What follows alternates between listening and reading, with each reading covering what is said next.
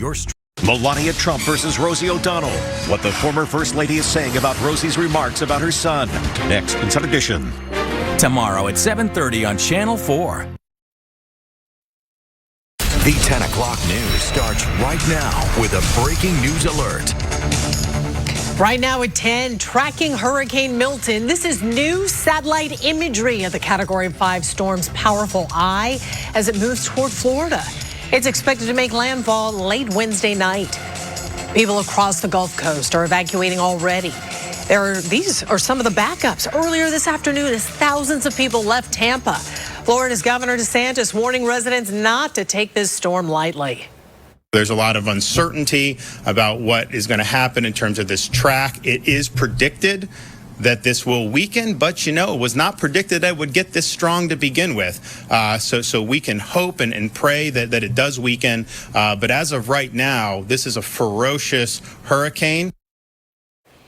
Here in Northeast Florida, families are putting the final touches on their hurricane kits as we prepare to feel the impacts. All of Northeast Florida is under a hurricane and tropical storm watch tonight. We are fewer than 48 hours from when we will feel the impact of Milton. Yeah, and take a look at the bottom of your screen. We're putting up a tracker or a ticker there that's got the latest preparations, school closures, shelter information for you.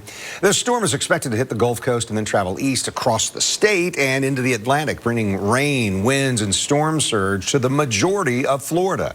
News4JAX reporter Alicia Hatcher looking at some of the ways people are preparing tonight. First, we want to get you to Weather Authority Chief Meteorologist Richard Nunn, who's been tracking Milton since it first formed. I was sitting here watching that satellite, just amazed that eye wall is basically about the distance of a 5K, 3.5 miles. We'll even exaggerate it a little bit across the scope of what is a monster storm. As this thing continues to get wound up, that eye wall that we were just watching there gets smaller and smaller, but that doesn't stop the increasing strength here. So we saw the barometric pressure come down, and I do anticipate seeing the wind speeds move up. This was the 8 o'clock intermediate update, but dropping down to 897, one of the lowest ever is 882, and that was in 2005 with, I believe that was Wilma. So Category 5, and what the mayor was governor rather, was talking about, going from a Category 5, and as it starts to lift to the north and it interacts with that cold front, here's where we start to see chipping away at the strength, but we're still talking major hurricane at landfall.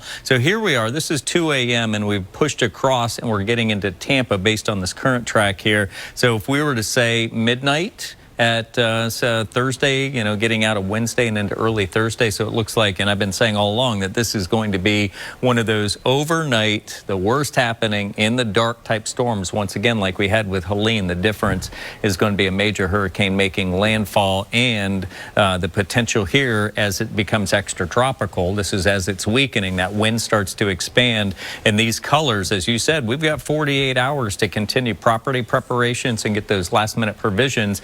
But what we'll see here is the colors in our tropical storm, especially with the extratropical part of the forecast taken into account from Wednesday night into Thursday morning as it traverses the state. That's where we'll start to see some of that impact. And I do anticipate seeing what could also be some of the hurricane force gusts, especially as you take away the equation of friction. So we're talking specifically into our coastal zones where we'll see some of the strongest winds. Joy covered this off the top, and I know it's tough to see here with all the clutter, but we've got tropical storm watches as well as hurricane watches that are posted throughout most of the viewing circle. Some exceptions here into southeast Georgia, but in northeast Florida we continue with those watches, and they too will continue to expand as we move into the next couple of days, taking in parts of southeast Georgia. Southeast Georgia, limited effects compared to what we're going to see in northeast Florida, with the exception of your coastal zone. So we're going to break this down coming up here, what we're going to see as far as the wind and rain, the big impact, and just how long this thing's going to stay over land. And if you want county by county information,